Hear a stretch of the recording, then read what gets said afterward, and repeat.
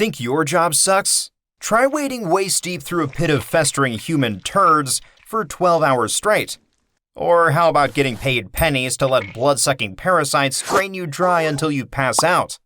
Yeah, suddenly that annoying Zoom meeting doesn't seem so bad, does it? Throughout history, somebody had to do the jobs that made everyone else puke, cry, or just straight up quit life.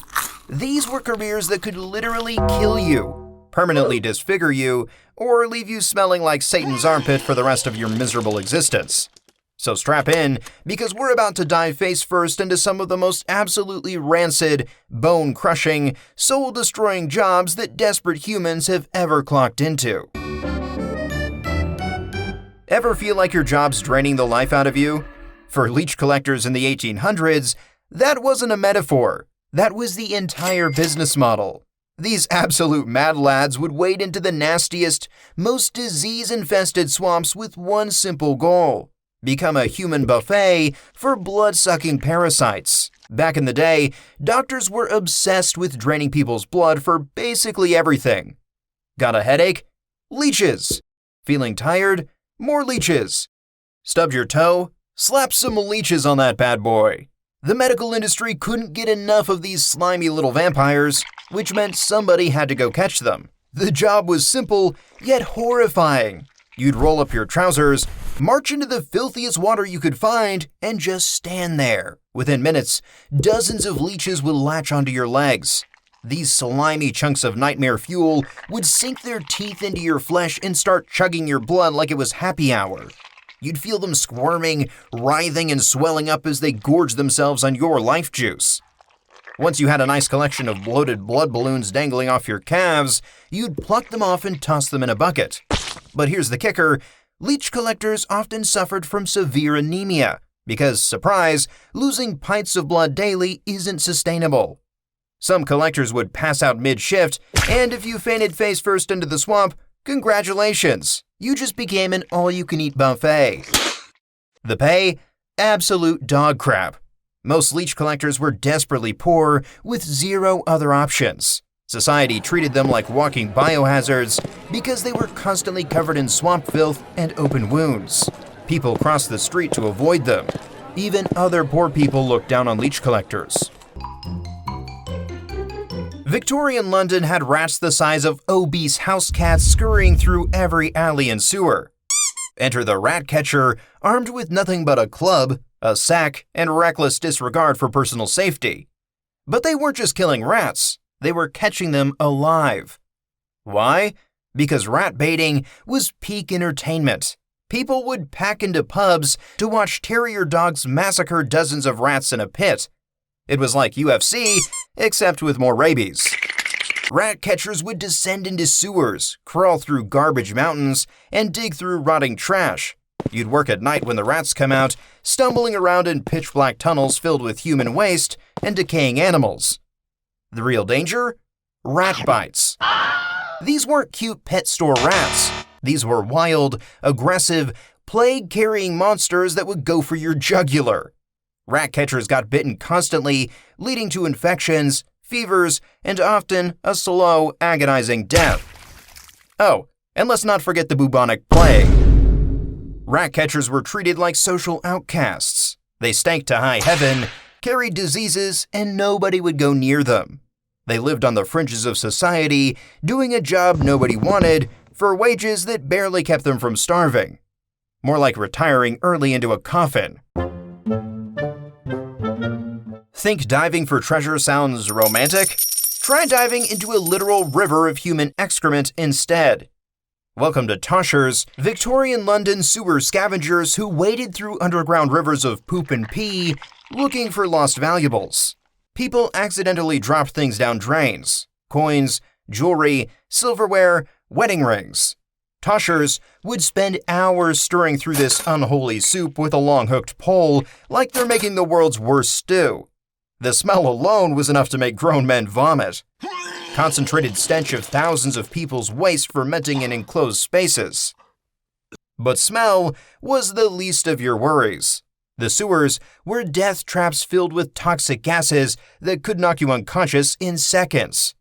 Methane and hydrogen sulfide would build up, meaning one wrong breath could be your last. You'd just be stirring through some poop and bam, you're face down unconscious, drowning in literal crap. What a way to go. And the rats. Massive, aggressive demon rodents that had evolved to thrive in hell itself. They'd swarm in packs, biting and scratching everything. The sewers would occasionally flood without warning during heavy rain. If you were deep in the tunnels when a flash flood hit, you'd be swept away by a tidal wave of sewage. That's not just a bad day. That's a nightmare that would make Satan say, "Man, that's rough." Despite all this, Toshers kept at it because on a good day, you might find enough treasure to make decent money. But most died young from disease, injury, or drowning in the very filth they spent their lives wading through. Imagine clocking in and your boss says, "Strip down, hop in that tub of aged human urine, and start stomping." Congratulations, you're a fuller. Fullers cleaned and softened cloth using their secret ingredient, pee. Why urine? Because it contains ammonia that breaks down grease and oils. Fullers would collect massive quantities from public urinals. Some cities had special pee collection jars on street corners. This piss would be poured onto stone vats, and fullers would strip down, hop in barefoot, and start stomping on cloth like they're making the world's most revolting wine. But they didn't use fresh urine. They let it sit for days, sometimes weeks, to increase ammonia content. The stench was absolutely ungodly. Eye-watering, gag-inducing, clear the neighborhood levels of stink. Since you were barefoot, urine would seep into every crack and open wound on your feet. Infections were common, and your skin would become dry, cracked, and discolored. Your feet would look like dried-out leather by 30. The social stigma? Brutal. Fullers literally smelled like a public bathroom on fire. Restaurants wouldn't serve them. They were banned from gatherings.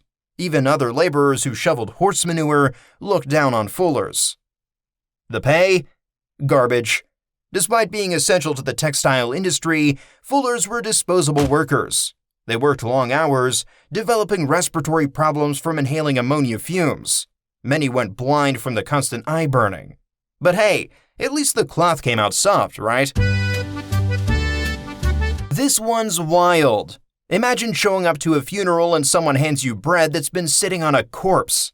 Your job? Eat it. That bread absorbed all the dead person's sins, and by eating it, you're taking those sins so they can enter heaven guilt-free. You're now spiritually screwed. Sin eaters were real in 17th and 18th century Britain, hired to perform this bizarre ritual. Food placed on the corpse would sit for hours, soaking up spiritual filth.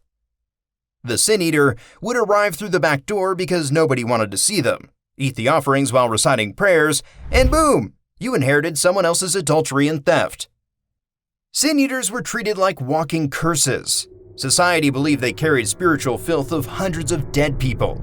They were banned from churches, excluded from events, and avoided like the plague. Most lived in extreme poverty with zero other options. The pay? A few coins, leftover funeral food, and eternal damnation. And when the sin eater died, good luck finding someone to perform the ritual for them. Most died alone, souls weighed down by sins that weren't even theirs. The job died out as society became less superstitious. But for those who did this work, it was living hell. They sacrificed everything just to help grieving families find peace. Honestly, respect to the sin eaters. That's dedication. Before alarm clocks, someone had to physically wake your lazy butt up for work. Enter the knocker-upper, the human alarm clock of the Industrial Revolution. They'd walk through neighborhoods tapping on windows with long sticks or shooting dried peas at glass to wake workers. You had to wake up earlier than everyone else. Since workers started at 4 or 5 a.m., knocker-uppers had to be out at 3 a.m., rain or shine. You'd stumble through dark streets, trying to remember which window belonged to which customer while avoiding looking like a burglar. The tools were hilariously low-tech. Long bamboo sticks to tap windows, pea shooters shooting dried peas to make noise without breaking glass. And in rough neighborhoods, you'd better hope nobody attacked you with a cricket bat in the dark. But here's the question. Who woke up the knocker-uppers? Some used multiple alarm clocks. Others paid someone else, creating a weird pyramid scheme of wake-up calls. Some just never slept, becoming zombie creatures running on caffeine and spite. The pay was garbage. A few pennies per week per customer, meaning you needed dozens just to afford basics. Oversleep once and miss waking someone? Boom, you lost that customer immediately. No second chances. The job became obsolete with affordable alarm clocks in the early 1900s, but for a brief period, people's entire livelihood depended on banging sticks against windows at 3 a.m. Respect to the knocker-uppers. So there you have it, the worst jobs in history. From standing in swamps getting drained by leeches, to eating sins off dead bodies, humans have done truly wild things to survive. These jobs were nauseating, dangerous, and degrading, but somebody had to do them. Next time you're complaining about your commute or annoying coworker, remember, at least you're not stomping in month-old piss or diving into demon rat sewers. At least you're not eating cursed bread off corpses. Life could always be worse. If you enjoyed learning about other people's misery, you're a terrible person. But also, hit that like and subscribe button. Go watch this next video where we dive into even more historical nightmares. I'll see you over there.